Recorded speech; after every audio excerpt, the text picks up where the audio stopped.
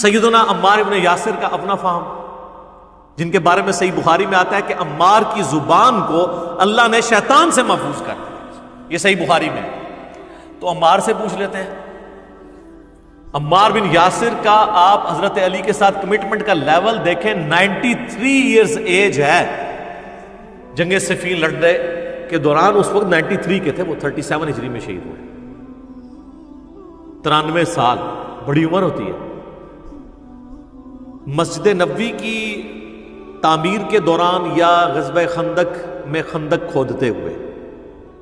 ان دونوں میں سے کوئی ایک موقع تھا۔ ابو سعید خدری رضی اللہ تعالیٰ عنہ کہتے ہیں کہ صحابہ کرام پتھر لا رہے تھے تعمیر کے لیے، یہ پتھر اٹھا رہے تھے، باقی اصحاب ایک ایک پتھر اٹھاتے تھے، سیدنا عمار ابن یاسر دو دو پتھر، اتنا ان کا ایمان کا جذبہ۔ ظاہر ہے کہ جس کے جینز کے اندر ایمان ہو، جس کے ماں باپ اسلام کے پہلے شہداء ہوں، سیدنا یاسر اور سیدہ سمیہ رضی اللہ عنہما وعلیہم السلام، اسلام کے پہلے شہید، جنہوں نے ابو جہل کی تکلیف اٹھائی، تو ان کا بیٹا پھر یہی ہوگا نا۔ بلکہ یہ حدیث تو سٹارٹ ہی بڑے زبردست انداز میں ہوتی ہے۔ عبداللہ بن عباس اپنے بیٹے علی کو بھیجتے ہیں، ان کے بیٹے کا نام بھی علی تھا، اور ایک اور تابعی کو کہ جاؤ ابو سعید خدری سے جا کے ان کی حدیث سنو،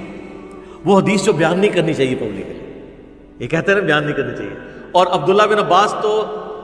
حدیثیں سنوائی وہی کرتے تھے، چلیں انہوں نے کہا ان سے حدیث سنو۔ ابو سعید خدری تو ان 7 صحابہ میں ہیں جنہوں نے سب سے زیادہ حدیثیں روایت کی ہیں، آگے وہ بھی تیار بیٹھے ہوئے تھے، بھی سینکڑوں حدیثیں ان کو یاد ہیں۔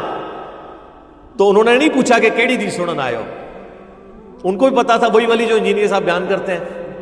اور آپ کے علماء نے پابندی لگائی ہوئی ہے۔ تو کہتے ہیں وہ اپنے باغ میں کام کر رہے تھے، تو ہم نے کہا کہ حضرت ہمیں ابن عباس نے بھیجا ہے، اور وہ کہہ رہے ہیں کہ جا کے ابو سعید سے ان کی حدیث سنو۔ ابو سعید کو تو سینکڑوں ہزاروں حدیثیں یاد ہیں، انہوں نے پوچھا کیڑے علی، تو انہوں نے کہا کہ سنو۔ پھر انہوں نے یہ حدیث شروع کی کہ اس طریقے سے تعمیر کا موقع تھا، سب لوگ ایک ایک پتھر اٹھا رہے تھے، اور عمار ابن یاسر 2 پتھر۔ تو نبی علیہ السلام نے اپنے مبارک ہاتھوں سے جو ہے ان کے سر اور داڑھی سے مٹی جھاڑتے ہوئے کہا، وائے عمار،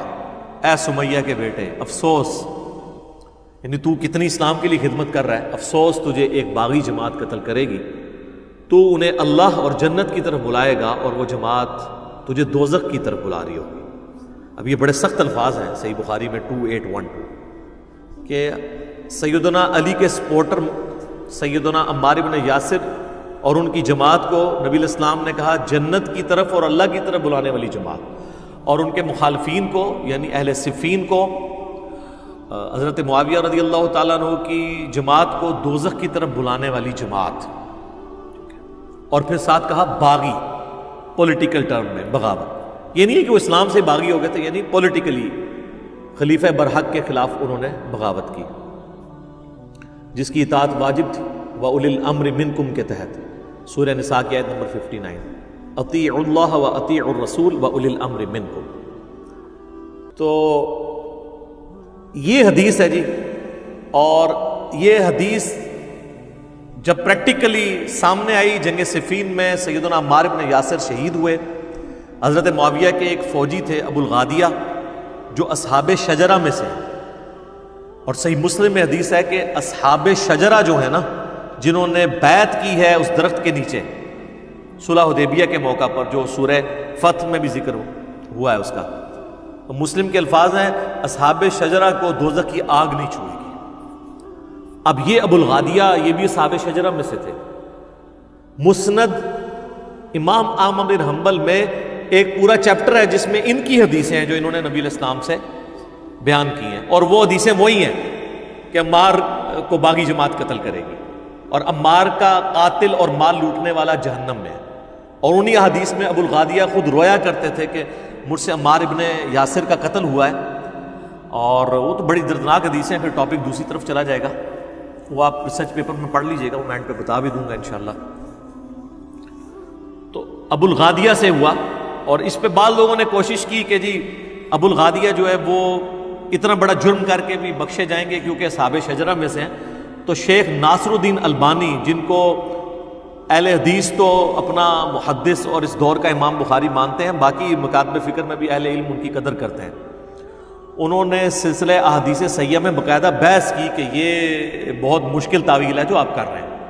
اور انہوں نے کہا چونکہ نبی علیہ السلام نے اسپیسیفکلی فرما دیا ہے تو جو عام دلیل ہوتی ہے وہ خاص دلیل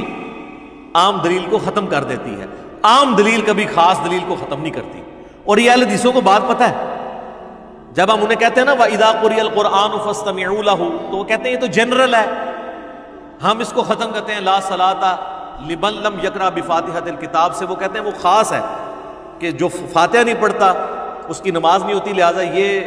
جو جنرل آیت ہے اس میں یہ ایک تخصیص آ جائے گی کہ فاتحہ آپ پڑھ سکتے ہیں امام کے پیچھے بھی، ایک علیحدہ سے ایک ٹاپک ہے۔ یہاں پہ وہ بھول جاتے ہیں کہ جب اسپیسیفکلی آ گیا کہ عمار کا قاتل اور مال لوٹنے والا جہنم میں ہے، المستدرک الحاکم میں حدیث ہے، مسند امام احمد میں، تو وہ عام والی بشارت اس سے